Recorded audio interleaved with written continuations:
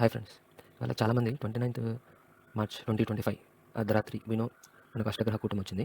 So, దాని తర్వాత దాని ప్రాబ్లమ్స్ ఏంటి అని చాలామంది చెప్పారు. కానీ ఇందులో ఒక ఇంట్రెస్టింగ్ థింగ్ కూడా ఉంది. సో, ఒకవేళ ఆ అష్టగ్రహ కూటమి టైంలో ఎవరైనా పుట్టి ఉంటే, ఆ తర్వాత కూడా ఆల్మోస్ట్ జూన్ వరకు ఎవరైనా పుడితే వాళ్ళ జాతకం ఎలా ఉంటది? వాళ్ళు ఏమవుతారు? ఒకసారి నేను మీకు చిన్న వీడియో చేసి చూపిస్తాను. ఒకసారి చూడండి. సో, ముందు కొంతమంది గ్రేట్ పర్సన్స్ వాళ్ళ జాతకం ఎలా ఉందో ఒకసారి చూపిస్తాను మీకు ఒక ఐడియా కోసం. సో, ఇక్కడ చూడండి. నేను ఫస్ట్ రామకృష్ణ పరమహంస గారి జాతకం చేశాను. సో, ఇక్కడ మీరు చూడొచ్చు. సో, ఆయన అసెండెంట్‌లో సన్, మూన్ అండ్ జూపిటర్ ఇవన్నీ కలిసి ఎలా ఉన్నాయో చూడండి ఒకసారి. అండ్ ఆయన యోగం నేను ఈ మేజర్‌గా ఒక పాయింట్ పరివ్రాజ యోగం. సో, ఇక్కడ మీరు చూడొచ్చు. సో, ఇది ఏంటంటే మోక్షం అంటారు చూసారా? అలా అంటే దట్ పర్సన్ విల్ బికమ్ చాలా గ్రేట్ అయ్యి ఒక మోక్షానికి వెళ్ళే ఛాన్సెస్ ఉన్నాయన్నమాట. సో, దిస్ ఈస్ పరివ్రాజ యోగం. సో, అలాగే సాధకుడు, అలాగే సాధు, తపస్వి. సో, వీళ్ళ నేచర్ ఎంత ఉంటారు అవన్నీ చూపిస్తున్నాను. సో, అలాగే మనం స్వామి వివేకానంద కూడా చూద్దాం. స్వామి వివేకానంద గారి చార్ట్ ఇది. సో, ఇక్కడ చూడొచ్చు సన్, సాటర్న్ అండ్ మూన్, అలాగే సన్ అసెండెంట్‌లో ఉన్నాడు. వీనస్, మెర్కురీ కలిసి ఉన్నాయి.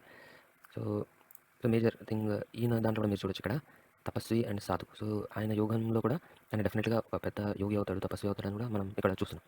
అలాగే ఎనీథింగ్ మీరు ఎవరిదైనా చూసినా కూడా శారదామాత రామకృష్ణ పరమహంస భార్య, ఆవిడ జాతకం కూడా ఒకసారి చూడండి. సో, చాలా యూనిక్‌గా ఉంటాయండి. ఇక్కడ చూడండి, రాహు, సాటర్న్ కలిసి ఉన్నారు, కేతు, మెర్కురీ కలిసి ఉన్నారు, జూపిటర్, సన్ కలిసి ఉన్నారు, మార్స్, మూన్ కలిసి ఉన్నారు. అండ్ ఆమెకు కూడా అద్భుతమైన యోగం ఉందన్నమాట. చూసారా ఇక్కడ కూర్మ అండ్ బ్రహ్మ. ఓకే. సో, ఎలా అంటే దీస్ ఆర్ ఆల్ లైక్ వాళ్ళు ఇంకా చూడండి, చంద్రమంగళం వరల్డ్ వైస్ ఆమె ఫేమస్ అవుతారని కూడా ముందే చెప్పడం జరిగింది. సో, దిస్ షోస్ అనమాట మనకు వాళ్ళు చాలా పెద్ద గ్రేట్ అవుతారు అనేది మనం చెప్పగలుగుతాం. సో, ఇప్పుడు మనం మన మెయిన్ పాయింట్ దగ్గరకు వద్దాం. సో, ఇప్పుడు 29th మార్చ్ 2025 పుడితే ఎలా ఉంటారు? సో, నైట్ నేను ఇక్కడ తీసుకుంటున్నాను. ఫస్ట్ మనం ఇండియా తీసుకుందాం. ఆ తర్వాత సో మేబీ ఇండియాలో ఎక్కడైనా పుట్టి ఉండొచ్చు. Okay, no issue. So so వాళ్ళు ఎలా ఉంటుందంటే ఇక్కడ చూడండి, తపస్వి అండ్ పరివరాజ యోగం. సో వీళ్ళందరూ భయపడుతున్నట్టు ఏదో అయిపోతుంది కాదు. సో మంచి కూడా జరుగుతున్నాయి అనమాట. అంటే డెఫినెట్లీ వాళ్ళు ఎవరైతే పుడుతున్నారో they are all came for some purpose. So they are like మన రామకృష్ణ పరమహంస లాంటి గొప్ప వాళ్ళు కూడా అవుతారు.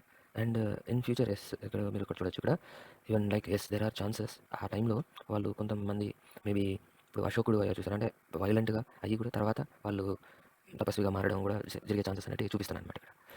సో డెఫినెట్లీ సో ఇలా ఈవెన్ మనం నియర్ బై ఇంకెవరికైనా కూడా చూద్దాం. అంటే ఇంకా ఇది కొద్ది రోజులు, ఇంకా చాలా రోజులు ఉంటుంది. లైక్ సో ఇప్పుడు నేను మార్చ్ 30 పెట్టాను, అయినా కూడా ఛాన్సెస్ ఆర్ దేర్ అనమాట. సో ఇక్కడ చూడండి, తపస్వి ఉంది, పరివార యోగం అలాగా ఉంది. సో డైలీ అంటే ఆ టైం మనకు చాలా ఉంది. సో ఆ టైంలో ఎవరైతే పుడుతున్నారో డెఫినెట్లీ దే బికమ్ గ్రేట్. ఇందాక మేము చూపించినట్టు వరల్డ్ ఆర్మీ కూడా అయిన వాళ్ళు ఉన్నారనమాట. సో వరల్డ్ ఆర్మీని కూడా వాళ్ళు దే క్యాన్ మెయింటైన్. సో అలాంటి జాతకులు పుడుతున్నారు అంటే డెఫినెట్లీ లైక్ మహాభారతం టైం వాళ్ళు మేబీ మహాభారతంలో జరిగిన అలాంటి యూదులు కొంతమంది మేబీ పుట్టుండొచ్చు. సో రియలీ అండ్ ఇవి అలాంటి ఆపోజిట్ రాక్షసులు కూడా పుట్టుండొచ్చు. So definitely this is a very interesting time. So అది నేను చెప్పాలను. Thank you.